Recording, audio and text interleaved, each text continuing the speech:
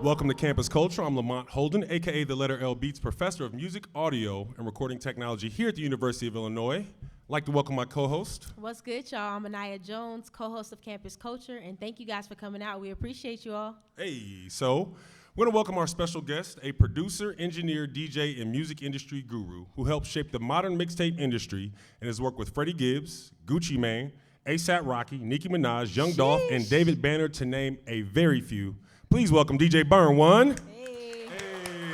Hey, thank y'all. Appreciate y'all for having me. No problem, man. Thank you for joining us, brother. Yeah, Definitely. I mean, we were just talking earlier out there. Welcome to Illinois. Welcome to the school. How you feeling? Like, how has this experience been for you? Hey, it's been amazing. It's really been a blessing. It's honestly all kind of came out of nowhere. Yeah. You know, I kind of announced the pre-order for the Masterclass options, and then everything. He hit me up. He was like, I think the school might be interested. And then, like, very shortly after that, we had a class, Music Monetization 499, and then we were in it. And now it feels like I'm here, and like everything became very real, very quick. You know, but it's cool because it makes sense because I've been pretty much teaching since I've been making music, and I'm 36 now, and I've been releasing music since I was 14. And probably making a living off of music since I was like 17 or 18. Very dope. And so it's cool to be able to pass down these lessons that I've learned, you know, both good and bad, and help, you know, kind of give people a leg up. I think that's so good, and one of my favorite parts about this, I don't know if this is the right word to describe, but bittersweet for you, because just doing my research, you know, dropping out of college just because, you know, I didn't get into the school, I'm not sacrificing. And so I think that's just a testament, but my biggest question about that is, how do you know the difference between quitting and pivoting? And like, how did you have that confidence to say, hey, I'm gonna like follow my dreams despite, you know, having that deferred? Well, I was already doing mixtapes. I already had Chicken Talk out at the time, you know, so they were like, I was trying to get into the music. I already had like an A average, and I was trying to get into the music program, and they were like, what instrument do you play? I was like, I got hot mixtapes, bro. You know, and they were like, get out of my office, you know? So it was kind of like, you know, I was really in history class. I was a history major, and I was just kind of sitting there in class, and I was like, you know, I don't want to just learn about history or just teach about it, because I was going to be a history teacher. I was like, I want to go visit the pyramids. I want to create history on my own and, you know, kind of have an impact myself. I kind of had that epiphany, and I was already doing mixtapes. And I was like, I literally walked out of the class, and I called my mom, and I was like, I'm dropping out. She was like, what? I was going to be the first one to graduate. And it just, at that moment, it wasn't right for me. So for me to come back, it's like, look at how times have changed. You know, it's like, I couldn't play an instrument then. Now I can now. But now we have like this whole, this opportunity to create like this modern curriculum for the new, you know, like the modern producer, composer, engineer, and artist. Yeah. I was gonna say it's ironic because of the work that you and I are doing here now. Students can get in with the dope mixtape. You know what I'm saying? Yeah, absolutely. Because I think like at the time I should have said my instrument is a computer. Yeah. It still wouldn't have got me in, but Yeah. But you know that really I feel like is my thing, and then I kind of like I mess around with other instruments and kind of play around, but you know it's like it's a different world now. Yeah. You know, like the computer is an instrument, and being able to put it all together is just as valuable as being able to recite something. And then with the class, we're showing how to make money off of everything you're doing with music. You know, whether you want to do, you know, kind of like reciting and playing the orchestra, or you want to compose and score, or do modern pop music. Yeah. I got a question, because like you were here yesterday speaking to students in that classroom filled at the music school. That was amazing. And it was like, that was good. It was so fun. And I think my question for you, like, if you were in admissions, right, let's turn this over. Let's talk about what would make a qualified candidate for you, or what are you looking for, you know, since you were on the other side of that? Looking for in The application. Oh, to the program? We just want people that care. You know, the whole reason why I'm doing this is because I've done workshops, and you know, I've done a lot of things to teach, and the worst thing to me is when people don't care. Yeah. You know, and I'm like, I only want the people that care. If you care, then we can work with that. You know, it's like if you want to work hard and you know you're not afraid of doing the work, we can work with that. You know, if you want to, because this whole program is about self-empowerment. You know, it's like taking all the power onto your own shoulders and knowing your rights and all that. And so, it's just somebody who's focused on creating their own way. And I think that's most people these days, you know, and they're trying to, you know, I think basically before it was kind of like this pie in the sky dream to be an artist and live an artist life. And I've been saying it's kind of like if you were telling your parents, if they asked you, what do you want to do for a living? You're like, I want to win the lottery. It's not really like, it doesn't sound like a plan. But now we're showing through music monetization. There was a kid playing jazz piano earlier today in class. And I was telling him he could play at a jazz club, you know, a couple nights a week. He could teach piano lessons. Right. He could he could create a sample pack. He could work with producers. He could score. I counted off like 17 ways he could make money off of what he's doing. But it's each of them require their own discipline of like learning it, and then they each require their own business. You know, their own lane of like, how do you conduct business in this way? And they've all got their own kind of unwritten rules. You know, like working in a club isn't the same as composing, isn't the same as releasing your own music. It's completely different considerations and wildly different contexts. And so we're trying to prepare people for everything. Yeah. That's good. Enough about school, though, and U of I. Let's talk about your first classroom. Super sounds. Give me the first, I don't know, word that comes to mind when I say that for you. Informative. Informative, because I had like OGs around me who were playing me good music, and it helped really inform my taste.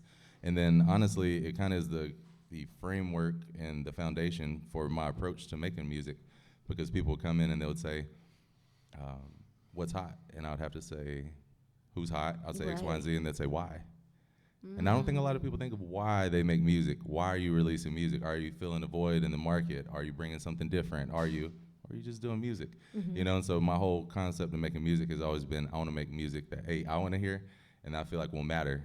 You know, it's kind of like when I found Gucci, I was like, this is something different. You know, it's kind of like the Joe Pesci of rap. Like, it's funny and he's mean, you know, but it's like very entertaining. And, you know, I know at the end of the day, music falls under entertainment. And so I'm like, if I'm, you know, kind of entertained by him, same thing with Young Dro. I'm like, he's so funny. He's like a cartoon character. He's larger than life. And then Pierre, I just saw he was like dope and he was hardworking. And as soon as I told him, you know, don't sample, he really just went, you know, all in on making original beats and kind of like watch what we were doing. And it's dope being able to help people and watch them. You know, like Pierre is like one of the most influential producers of the last 5 years. Gucci, one of the most influential rappers of the past 10 years.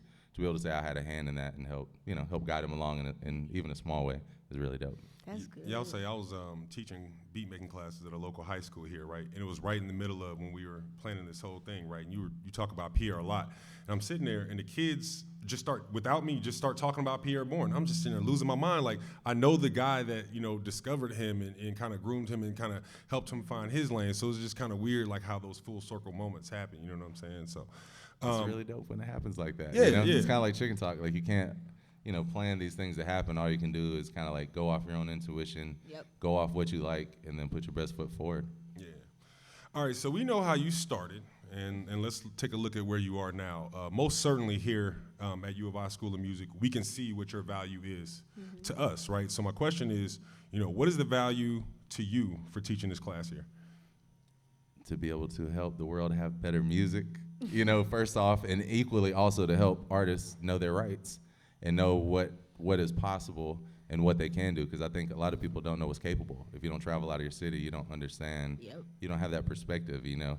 I've traveled a lot. I've come from the world of retail. I've A&R'd, I've done internet marketing, I've done mixing. I've literally seen it from every side, from like picking beats for artists to creating beats and trying to get them placed, getting stuff in soundtracks. And so I feel like I have a very well-rounded viewpoint.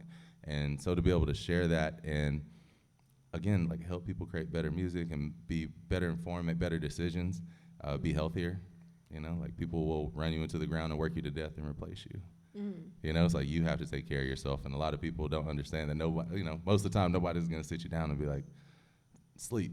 You know, they're gonna be like, man, we gotta work, we gotta, you know? And so it's like, you know, kind of telling you like a lot of this stuff is on you, and so if you're aware of that, you can move accordingly. You know, I think that's kind of a lot of what this is prepping people to be like, this is what's coming up. You know, it's like saving people from sending off their stems before there's a business arrangement. Very simple things like that, like don't send off your tracks of, you know, just your kick, snare, like the file separated before you have some type of an agreement.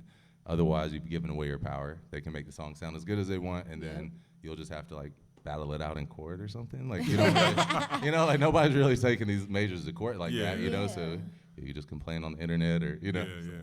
That's really good. And a question I have, you talked about prioritizing sleep. And I think one of the biggest things, like, you know, we see artists up in the studio all the time, all day, and it's super normalized. And I remember Cole talked about an important conversation that Pharrell had with him. Like, you don't need to be in the studio all night. Couple hours, go spend time with your fam, you know, et cetera. When you're, for these artists out here who are just getting into the business, who may be afraid to say no, who want to sacrifice sleep just so they can get the opportunity, what would you tell them? In the beginning, you're probably gonna have to. Okay. You know, let me go against what I just said. At the beginning, you might have to. You know, you got to pay your dues. It's called paying dues. And so, in whatever way, you know, don't do it unhealthily. But you know, you're gonna have to work hard. You know, you may be underpaid. You may have to, you know, work your way up.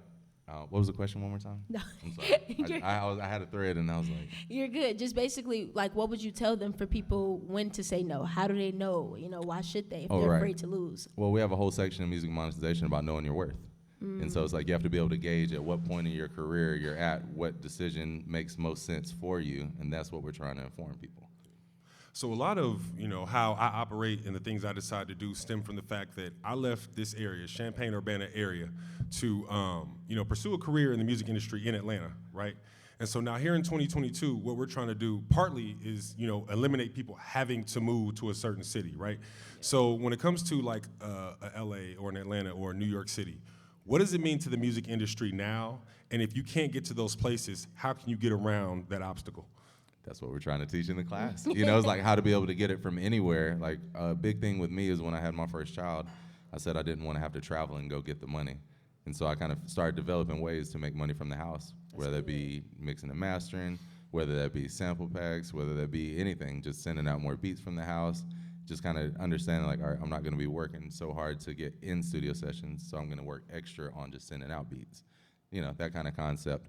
And so that's what we're trying to show in the classes, like different ways from the house through different online communities, whether it be Discord, Twitter, different things, how to get into these communities, how to provide value and make yourself, you know, kind of a thing. Like the whole thing is what I keep telling people is if you do something notable, people will care and they'll come to you. You have to kind of make them come to you. Like there's you asking for help and then there's you like kind of proving your value in the world in a certain way, you know? And so kind of like when I did Chicken Talk, people were like, oh, okay. And then I did another one. They were like, oh, okay. And then I kept going and they were like, all right, you know? And so I want to show people that the consistency and quality is what people are looking for. You know, people know when they open a Coca-Cola, it's going to have that quality of taste. Like, you know, you never really get a Coke unless it's from a machine that tastes really different, you know? You have that consistency and quality. And so it's the same thing. You're building your brand with the quality of work that you put out. So speaking of streams of income from home and being able to get services from home, you were talking earlier about engineers. I thought that was interesting, right? Can you talk a little bit about that? Yeah, so Engineers is a platform that mixed by Lee. He's Kendrick Lamar's engineer. He mixed most of Kendrick Lamar's album, I think all of them. He mixed SZA and really everybody, YG.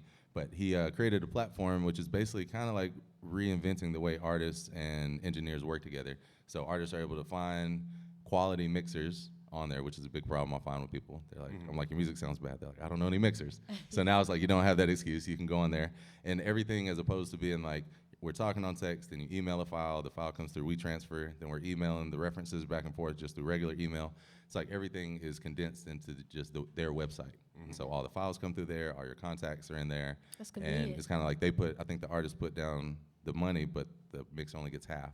And then when the mix gets approved, the mixer gets the other half of the money. And so it's kind of like a safe thing for both sides on that for if you don't know each other. And then now they got this new thing with financing. I think you can finance up to like $3,600 over like 36 months, which is like, it's really taking away everybody's excuse for saying, man, I can't afford it. It's like, well, if you want to work, you can finance it, you know? Yeah. It's like, if it's worth it to you.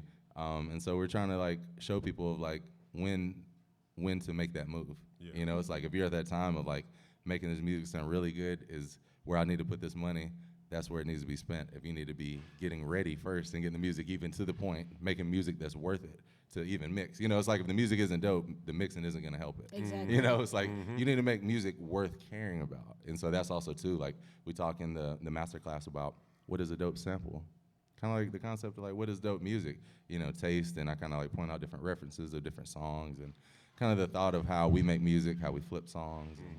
I kind of roll my eyes when you're saying that because I can't count how many emails I get from people trying to skip beat making one, right? And it's just like then they get in the beat making one, and I'm telling them all this stuff. Well, I don't know, because you skip, or they get in the beat making two, don't know what I'm talking about. So you skip beat making one. I don't know what to, like nobody, I had a lot of people questioning me about it because I'm changing my policy. Like when the French teacher says you got to take French one first, there's a reason for that, right? And so just developing that pedagogy. Well, everybody thinks they're more advanced than they are. And I was just talking with Paul. I got Paul Diaz from Tree Sound here with me. And honestly, I was more attracted to the advanced stuff before the basics, and because I didn't go through school, I didn't get the basics myself first, and so I've learned like really advanced techniques and kind of worked my way backwards through some of the basics. And so that's another thing we're teaching too, is like just learn the fundamentals.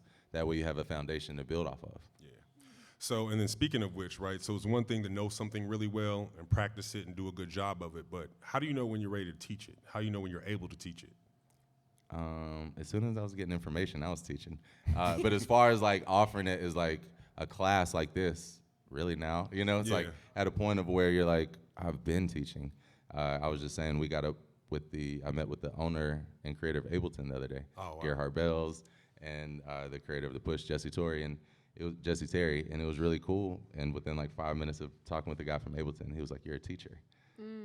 Because I was just telling him everything we had going on, and I was like, I have been kind of doing this for a while, and we do have a class. And, it's like everything kind of hit me all at once. I'm like, okay, maybe this is kind of a thing. But I realized in the studio, ever since I've had anything, I've always been teaching people how to do stuff. Yeah. When I was getting on chat rooms early online, I was helping other people get on that. Now, all the way up until now, I was on NFTs like 2 years ago. I've been trying to onboard everybody onto that, and it's like dragging everybody, like, come on, artistic freedom, come on. So speaking of which, because we had an NFT, because we know, you know what I'm saying, you always on the next wave, right? And we know the NFTs are the next wave, right? So I guess the question is, why are people afraid of NFTs, and what would you tell somebody who's trying to get into the NFT game? People are afraid of what they don't know. And it's such a deep subject of the blockchain, Ethereum, Bitcoin, all this, and people have these preconceived notions.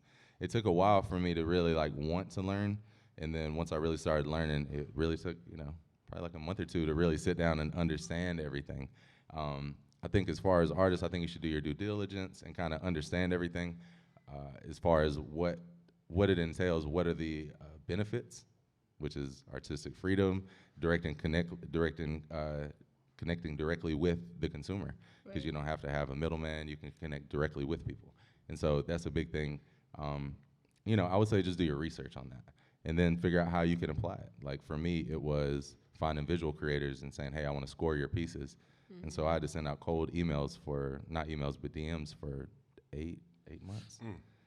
Cold DMs like, "Hey, I love your work," which I did. I only had people I liked. "Hey, I like your work. I would love to score one of your pieces and release it as an NFT." And either got negative responses or no responses for 8 months. And then finally, this artist, Visuals by Sam from London, hit me back. And she was like, yeah, she'd made this picture move. And I scored it, looked at it and scored it. And we put it up and sold it for like 0.5 Ethereum, which is probably like 1,200 or something like that. And she immediately sent me the money and everything was done. And I was like, and we figured out like, okay, we're gonna have a 10% royalty. And we're like, okay, if this sells again for 100 Ethereum and whatever, say the price goes up on it, like our value goes up in this piece, instead of 0.5 Ethereum, they sell it for 100, we get 10% of that. And say if it sells again for more, we get 10% of that. And because of the blockchain, the money is immediately split up and goes directly to everybody's cryptocurrency wallet.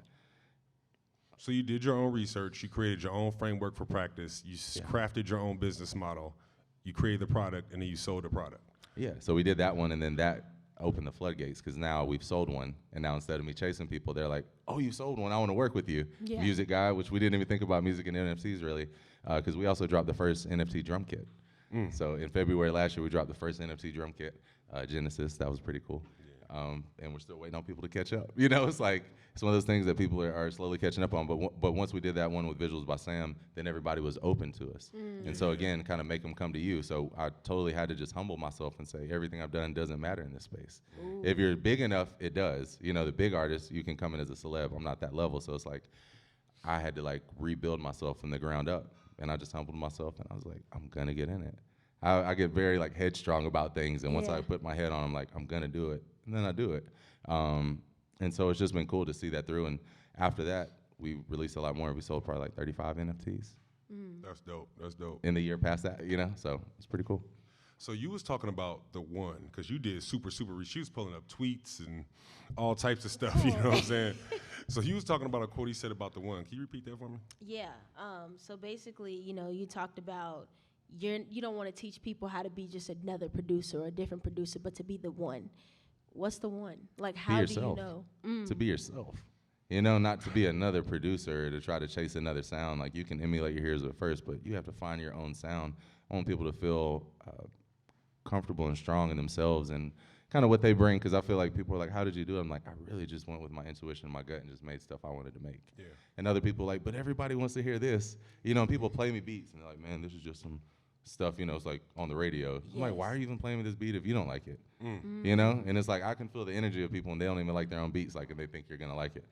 Sometimes I like, play me the beats you like, and I'm like, that's way better, you know? And I'm like, why didn't you start playing me that, you know? And they're like, you know, well, I thought you wanted to hear this. I'm like, why are you thinking of, you know, it's like people I feel like are trying to like think what do people want as opposed to more of the why. Like I said, as opposed to what, like nobody knows what people are gonna like, but it's like why. It's like, is the beat jamming? Is it a great song? Is the arrangement fire? Is it bringing something new to the table musically? Is it, you know, speaking on a topic? Is it, you know, it's like, what's the purpose of the song? Why?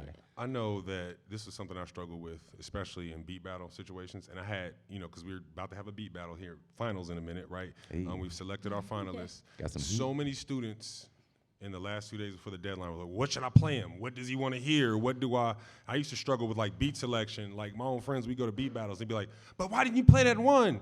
I don't, like what is a rule of thumb when selecting beats to press play for somebody? Beat battles are different than playing artists for songs. Okay. Know the difference. You know, the context is everything. Like in a beat battle, you want the beat to be the whole song, essentially. And you want it to be big and come in quick, like no long intros. I hate when people play like, it's like a 30-second long intro. You're like, you only had 45 seconds on the beat. The beat dropped. They're like, man, if you'd have waited till the second verse, it's like, come on, you know, fix your arrangement. What was the other question? Sorry. I don't know, we can skip it. What did I say? I got one though. Go ahead. You're talking. Oh, and then knowing the difference between, you know, like yeah. with the artist, you know, you need to leave room for the artist's voice. Yeah. A lot of people, you know, if you play a beat battle beat for an artist, a lot of times that doesn't translate because you filled up the beat too much and the artist can't find their pocket on it. Somebody like Drake says he doesn't rap to the beat, he raps in between the kicks and the snares. And so it's like the artists are finding the pocket of the beat to fit into. And if it's like a bunch of sounds and a bunch of counter melodies and stuff, you know, you need to leave it kind of open. And then also switch up your arrangements. I think people's arrangements are really boring, you know? Spice up your arrangements and come with something different. I mean, it's part of what we're here for, to kind of like challenge people. Even myself, of like, let's do something fresh and different. Like today, we had like 3 people playing the piano at the same time, 2 guitarists, everybody kind of like snapping and clapping. Snapping, percussion. And it was all recorded on like a little Zoom recorder, and then I sampled it into MP and just made a super dope beat off of it. You know, it was like, a very random way of making it, but it came out so dope. You know, it's about having fun. The way it came out, if you'd have told me, y'all sampled this from a record, I'd be like, I wouldn't have questioned it. You know what I'm saying? So that's pretty dope. I was playing the beat and he didn't know what it was.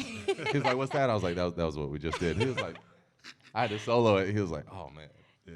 I got a question though, just to play like devil's advocate. So you talked about originality, trusting in who you are and your self-belief, but another thing that I feel like have to be in tune with is adaptability. Sound changes in music all of the time. How do you know kind of the fine line between staying original to yourself, but also just being in tune with the consumer? Because I mean, ultimately, you know, that's who you got to pay attention to. You have to stay up to date, and you can't be like rigid in your thoughts. Like Paul would say, when people were transitioning from tape to Pro Tools, everybody who didn't want to transition to Pro Tools got left behind. And, you know, it was like, you have to stay up to date. And so part of our job as creators in dealing with technology is to stay up on the latest and the greatest and figure out, I'm constantly trying to figure out different ways to use technology to create. And now they got like generative computer music and all types of stuff. It's like a whole new world. Yo, you use that phrase, future retro. Oh, retro future. Retro yeah. future, yeah. Like something old, something new, because people still want that familiar thing to latch on to. Yeah, I feel like, you know, I just love the juxtaposition in records, you know, that contrast of something that sounds really, really old and like a vinyl, you know, something really old and then something brand new. Yeah. So Aniyha said something that kind of blew my mind in pre-production I hadn't thought about, right? What'd I say? So, because one of the things that's been really influential to us that we talked about on the last podcast was the Kanye Genius documentary, right? Yeah. And she was talking about how Coodie found Kanye so early in his development, and she kind of likened that to the way you found Gucci so early in his development. Like, what would you say to that comparison between Coodie and Kanye and you and Gucci? I don't know. I went there for that. You know, it's like I can't. You know, and I don't really know. I know with Gucci, I was able to help figure out, kind of give him a vessel for getting his music out and connecting directly with people. Yeah. You know, I don't know specifically about them, but that was really my role of just saying you can really connect directly with people. It's funny, I'm still preaching the same message now with NFTs. Yeah. You know, it's like you have to stay up on this technology and keep up with what's current. And if you have other friends that are doing the same thing, like I had a motion graphic designer homie named Bananakin, who was the one that put me up on the NFTs. And I was like, you know, but it's like you have to have, you know, staying up to date. You know, a lot of people don't want to adapt, or they just say, oh, new music's not good. Yeah. And it's like my whole purpose here is not to complain about modern music. It's to say some of it's dope and we can make a lot of it better, and here's how. Yeah. You know, I always want to come with the solution and not just complain. And so you made a huge time and personal sweat equity investment in Gucci. How did you know it would pay off? Did you care if it would pay off? Did you even see it like that? I had no idea. I was just doing stuff. You know, like I said, I just liked his music, and then we just did it, and it just happened to blow up. And it was the same thing with Young Dro. Like, I literally went to the studio 30 days in a row. He just told me, come up there. I was like, let's do the tape. He was like, just come up here and meet me. I didn't have his phone number or nothing, so I just get off after school and sit up there and wait at Grand Hustle and be like, I hope he shows up. And most of the time he did. You know, and we were able to come out with the tape. But I think it's just one of those things where if you'll do it for free, you know, you probably should just go ahead and invest that time into it and do it for free and put your money where, you know, put your effort where your mouth is. And, you know, I think a lot of people want certain things, but they don't want to put the effort behind it. You know, it's like I see people complain about not succeeding in NFTs. I'm like, well, have you DM'd people for 8 months? Have you really, you know, it's like, what effort have you put in behind this? Because if you just minted something, posted it on your Twitter, and we're hoping people are going to buy it, that's not telling a story, that's not creating a roadmap. You're not understanding of what people are wanting. Yeah. One thing, because I keep noticing, the thing that keeps coming up is you have this passion for process. You know what I'm saying? Like, when did you know that? I don't know. You're just saying it now, and I'm just kind of, I was like, yeah, kind of I do. I don't know. I don't know. I think once I understood, I didn't think I was an artist, and then I started making beats, and I was like, oh, and then I started shooting videos, and I was like, oh, you know, it's kind of like, made me realize, like, if you're creative on one aspect, you could be creative in anything else, and once you kind of understand how to master what it takes to master one thing, you realize it's just time invested, caring, immersion in that subject, and then you'll be able to understand the concept. And so I'm really enjoying, I love like immersing myself and learning something and then sharing it. So teaching really comes natural. Like, all this is natural to me for me to learn all this and be like, yo, y'all come this way, like, check this out. Like, that's just naturally my energy anyways. I'm always calling the homies and being like, yo, and I promise you, I've been trying to put people on NFTs for 2 years, and there's people who've made a lot more money than us off of it that I've helped put in the game, that I've invited to marketplaces and stuff that are private, and that makes me so happy. Yeah. That makes me even happier than me doing crazy great, which we've done pretty well, but instead of me being like, oh, I'm $1 million off of it, seeing other people do really well and see their whole life circumstances change, that makes me so happy, and then be like, oh yeah, you invited me, or you put me up on this, or, you know, that means the world to me. So I'm excited to see some success stories come out of these classes and see people, because like we had Sync Week 2 weeks ago in music monetization. I think that was week 9. If I was the students, I'd be taking that advice and sending stuff off and, you know, following up on it, finding these sync companies, and I gave a lot of game in there. Yeah. So, you know, how do you build communities around your music and get people to trust in your vision? You find where people are, first off. You know, at first it was the CD store for me, and then it was online. You know, and so you kind of find where people are. Maybe it's an actual place in your city or something online. And then you find people that care about the things that you care about. We go over it in the class, but you want to find people that care about the things you care about, and kind of, you know, it's like none of my friends really care about sports. You know, it's like that doesn't impact our life at all. Not saying it's a problem if it does yours, but that doesn't affect our bottom line. We're trying to impact the world and do things, release music, make great music, teach other people. You know, like the effect of a game outcome on our life doesn't really matter. And so me and the people that I work with, none of us are ever like, I'm never calling them when they're like, I'm on the game or I'm on whatever. It's like always a beat playing when I call Ricky. He's either with his family or he's making a beat. You know what I'm saying? Walt, same thing, doing the family or he's making music. You know, and it's like, this is what we do. Oh, go ahead. I got something. So just speaking of, you know, you talked about the beginning, taking it back to what Elle said, the process. I don't believe there's a good interview without getting something that you haven't said anywhere else. Tell me about just those stories at the flea market with Gucci, Discount Mall. Tell me about Chandler Road. Like, give me a story that a lot of people don't know. Well, a lot of people know the Discount Mall story. You know, basically like when we had first came out with the project, we went to the Discount Mall. I know one story that I did tell. I've been told before. I'm trying to think of an acceptable story to tell on this platform.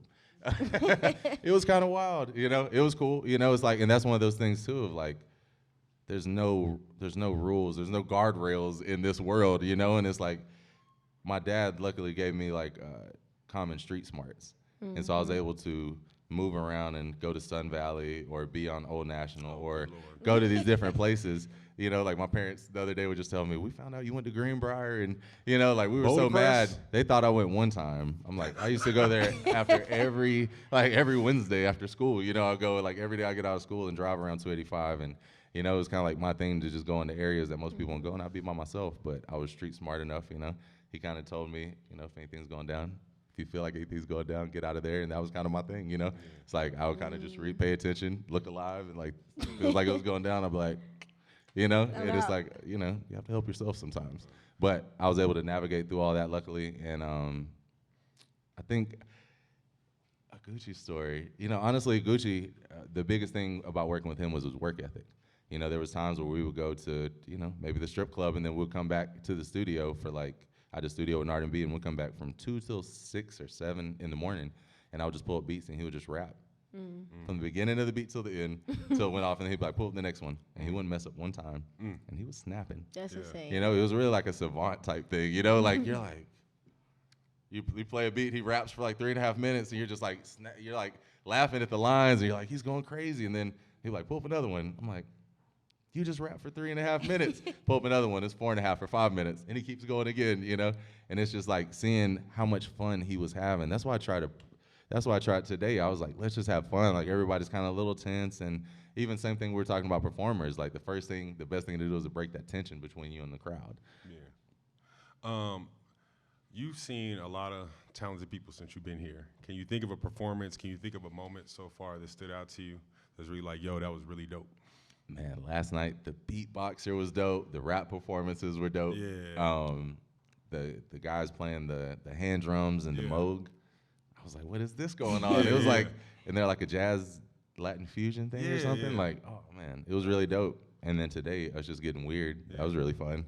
I always like just creating something and it being like really random. And it was cool seeing how if you don't guide it, it's an absolute mess. Like when we first started playing and everybody's soloing at the same time. Everybody's like, no. It sounded like we were warming up. I was like, no, together, you know? And I had to like slow down and be like, guitar player, give me the rhythm. He's like, chunk, chunk, chunk. And then we, you know, it's like everybody's like, I'm like, watch him. So the piano players turned around because they couldn't see, turned around. And it's kind of like these basic things of being like, how do we work together and kind of form a unit in a collaborative form? It's like to me, collaboration is a very natural process.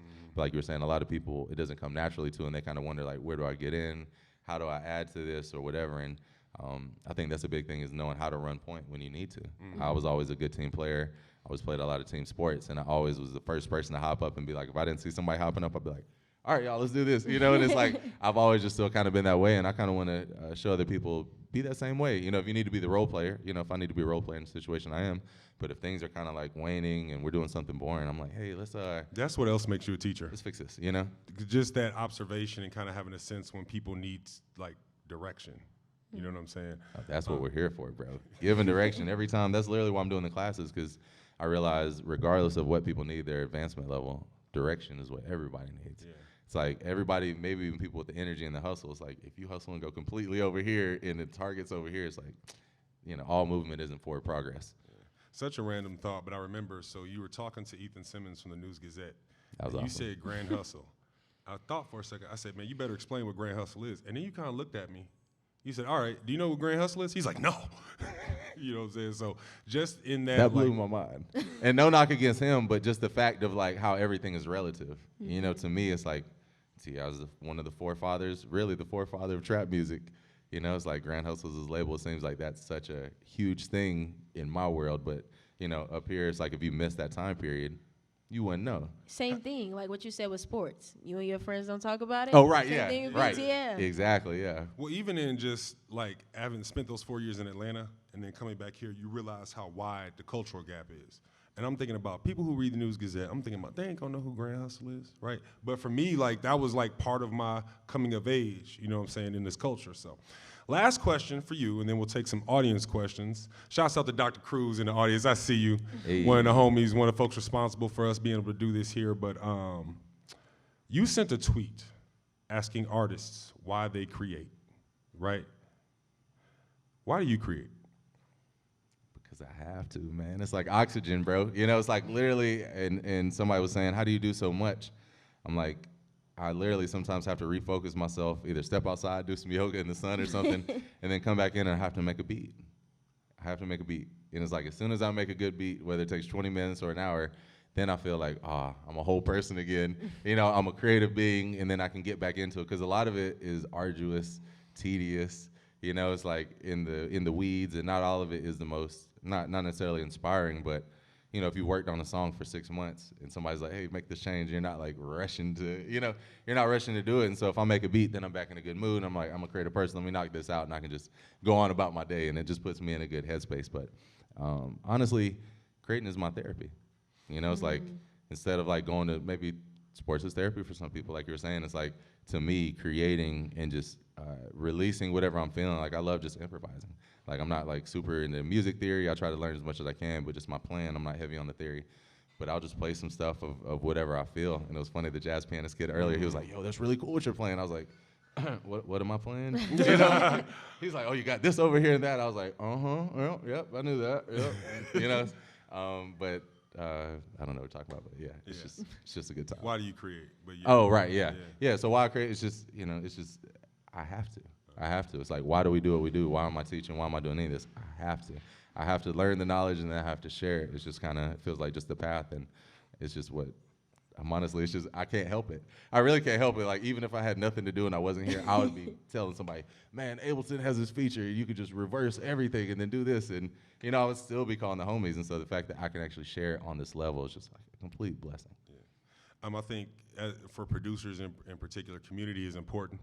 A lot of people, especially young producers, 15, 16, 17, they come into the game and they don't know how to establish that. Like, so, you know, kind of what you do is you create this space where people can like find their people. You know what I mean? So that's really dope. So, questions? Come on up to the mic. You still want to ask your question now that you got to come to the spotlight? I mean, it's fine. Okay, so I wanted to ask, how do you like start your platform? So say you're like just trying to release music and you're just starting out, like what are some steps that you think that are absolutely necessary to get you started? I would say definitely getting your music together, you know, making sure the music is dope, making sure it sounds good. I would say getting your social media stuff together, figuring out what kind of videos, you know, kind of video content you want to come out with. You know, I always kind of say, if you're going to release a project, kind of figure out what your rollout is. If you just kind of want to release singles and kind of figure out what people are liking from you, that's a good idea. And if you want to release an album, maybe kind of look at some of your favorite artists and figure out what their rollout plan is.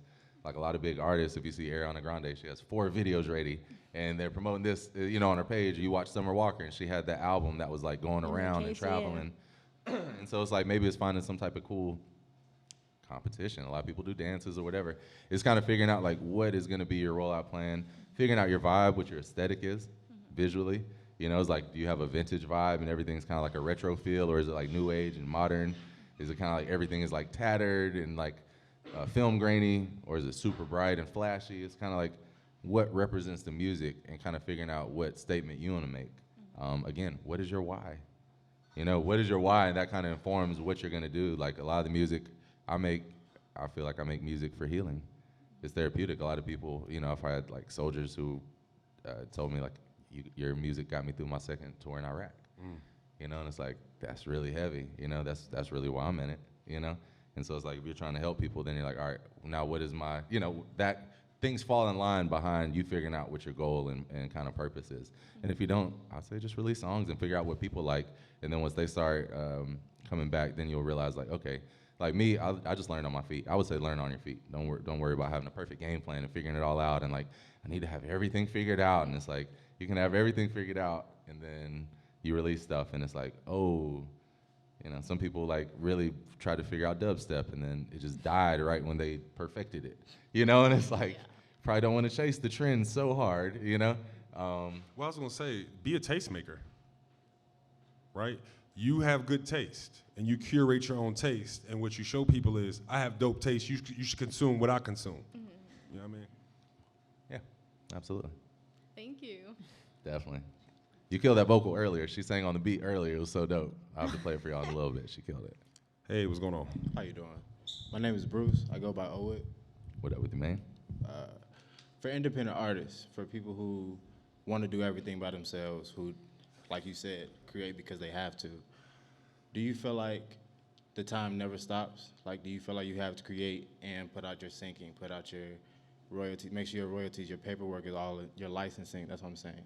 Like, for the people who love to create but don't love to do the extra outside work, do you feel like that help is needed, or do you feel like you can still do it by yourself? I would say you have to inform yourself, or somebody's gonna take you. They're gonna take you. You know, the person you say, oh, but they got me, they're gonna handle the business, that's gonna be the one that takes you. You know? You're like, but he's my cousin, that's the reason why he's gonna take you. You know what I'm saying? It's like, literally, this is how it works. You know, or if it's somebody that's not, and you're like, well, it's somebody I trust or whatever. It's like, if somebody knows more than you, they can hold things over your head, they can take advantage of you. It's like, put yourself in a power position. That's what we're teaching, is like, just learn the basics about a PRO. You know, we had a kid yesterday, we were asking what his goals were, and he was like, you know, not knocking him, he was like, my goal is to sign to a PRO. He's like, I've been telling this kid for 8 months. I'm like, that's a to-do list thing, not a goal. Like, you should have done that within the past 8 months.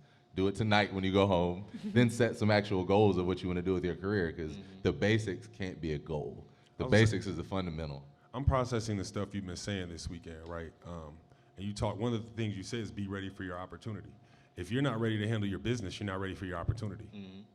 Yeah, and a lot of people want to get into people like, oh, I want to sign to this person, I want to do that. And it's like, do you really? You know, it's like a lot of people want to sign to other rappers, and I grasp it. You know, a cosign helps out a lot, but you're dealing with an artist, you know, and it's like, They're finicky, they're flaky, they're it's moody. an unstable situation, you know, and then you go as they go. So if they're hot, you're hot, and then they're not hot, you're not hot. And so And, it's and again, if they're not hot, they're not going to put you in front of them. Exactly. They'll make you sit behind and wait on them to get back hot before you get back hot. yeah, You should and feel there's it. a lot of stuff that you can control and take in your destiny, and that's what we're trying to show people is like, you can register your own songs, find sync companies yourself, send them out yourself, and what happens if it just randomly gets placed in a movie trailer, Exactly. an Ice Cube movie or something, and now you got people going to your record, and now these labels are like, who this person with this hot record, and now you got the power, and because you weren't in a rush to sell your stuff, because what was it somebody else said when you told them I was coming, they're like, And it was like, well, is he signing people or are we just performing? And I'm just like, dog. am I signing people? And my initial response was, why are you in such a rush to give up your ownership? I wouldn't do that at all. You know, but no, Truth is- that's people. the Like truth their is- first thing is, I want to sign to a major, and it's like, do you know how little you get off of that? Exactly. You The know, truth it's is like really people taking tell a you. bad loan, and at a certain point, it's a good proposition. You know, but until you get to a certain point, it doesn't make sense. And really, we're trying to show work till you get to a partnership. You had somebody sign to you. Can you tell that story a little bit? Pierre Bourne. Yeah. Yeah, and so I found Pierre Bourne at audio school, and he played me a beat. And the first thing I said was, "Don't sample. It's dope, but don't sample no more." And I signed him. We worked. He watched us for like 8 months and kind of saw how we work with musicians, how we create textures with the samples and stuff. And like about 8 months later, he came out with Magnolia, you know, a record that he didn't sample on, that he owns 100% on the producer side of. You know, and to see somebody take the advice and run with it, you know, that's why I'm here. You know, I want people that care, and you know, if you care, I care. I want to make the point about, you said when it was time, you let him out of his contract, right? Oh yeah. But you didn't have to. No. Speaking of getting signed, what could you have done? I could have held him under it, you know, and it was like, the thing was, And what was the terms? I don't want to say exactly, but the terms were very favorable to me, and I didn't know he didn't go back and forth with my lawyer. And so after the record came out, then this comes out, and I'm like, oh. And so I'm like, I don't want to hold you under that because you didn't know what you signed. Yeah. Now, in the contract, it says have a lawyer read, you know, but at the time, you know, he was green, and a lot of people are, and they're just hungry, and they're just signing stuff. But I let him out on a very amicable, very small thing. And because of that, immediately, you know, he was able to be in a very, you know, Better position. a whole different tax bracket. You know, it was like immediately just like that, you know, and it's like one of those things of where I'm constantly saying, you know, people say the industry is full of sharks. I'm here to prove you don't have to be one. You don't have to be one. There's a better way, and if we all do good business and lift each other up, that's how this is gonna work. You know, it's like us sharing information Yeah. and saying, we're not playing on a level playing field. artists are not on the same playing field. Artists and producers are not on the same playing field as lawyers and the rest of storied music and people who know this stuff. Yeah. And so we're trying to level the playing field and say, this is what to look out for. This is how to make better music. This is how to get prepared. And this is how to empower yourself and take control of your own destiny. Because a lot of people were looking to other people to do things. But it's like, if you do it yourself or find somebody you can delegate it to, not specifically business, but other things, you know, maybe you got somebody that shoots videos for you, whatever, the more you just have control of your own career and your own life. And then you can't blame other people. My thing is, I always wanted it to be, if I failed or succeeded, it was on me. You know, I never want to be, I worked so hard for this company and then they went bankrupt. And, you know, it's like, no, I invested in Burn One Incorporated. And in everything that I've worked in is some type of partnership, you know? And it's like, I always try to bring more value to the table, but it's always like a together thing. Yeah. You know, it's never something I'm going to get myself lost in. Yeah, I believe in that 100%. 100%. When you think about making better music, when you think about mixing better music, how would you give an upcoming artist mixing tools, or like not even like general help, but like general like theory on how to mix, like how to connect your voice with the music, how to make somebody you know how to make good music, you know what good music sounds like, but you want to make your voice sound professional in a sense. How would you give that tip or that tool or that theory to somebody? I would say learn the fundamentals. You know, as far as mixing goes, it's about separation and sound. Yeah. And it's about not having, like, if you have a vocal, you hear there's all this low end on my vocal, but it's not super low because they got some point of it's rolled off, you know? If there wasn't some type of high-pass filter, it'd be really low and super rumbly. And so in a lot of vocals, people just don't roll that off.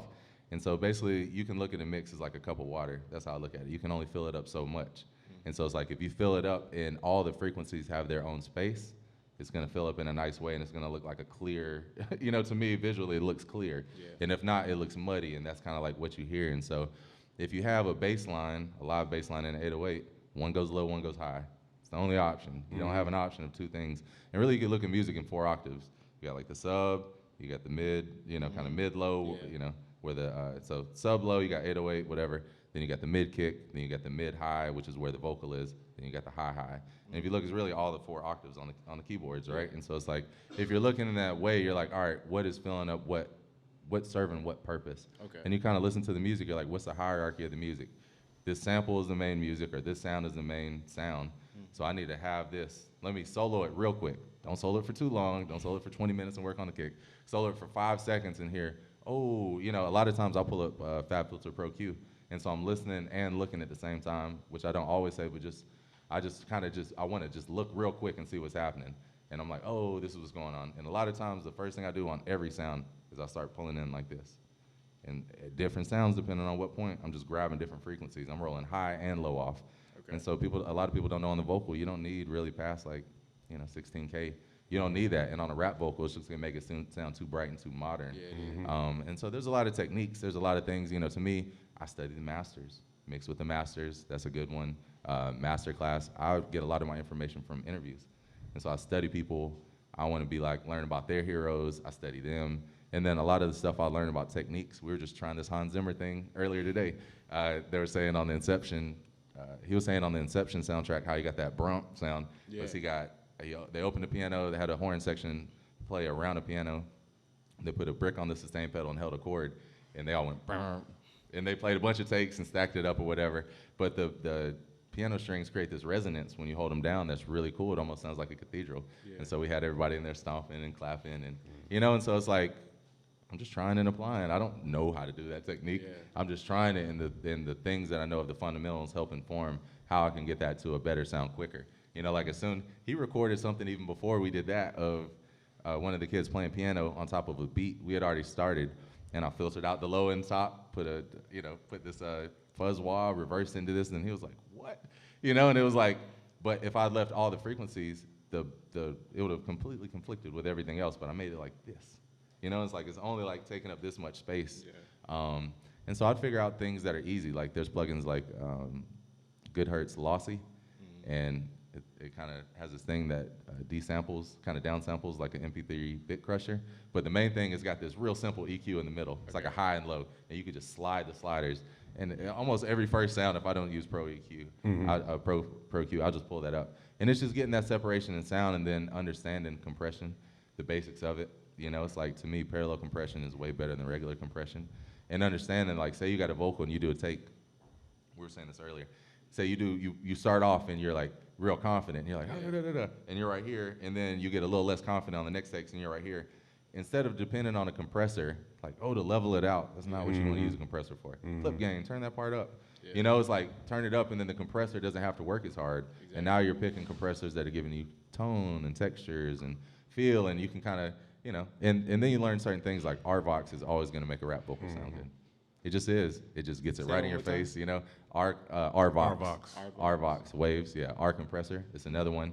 They got like a 50-to-1 ratio on there that just brings the vocal right here. And it's like certain things, knowing different styles of music, like rap music, there's something about when you snatch it up and have it really held like this, it stays right in your face, and that's what holds your attention. That's the rap vocal thing. Yeah. And so doing that without it crunching and sounding over-compressed is the key.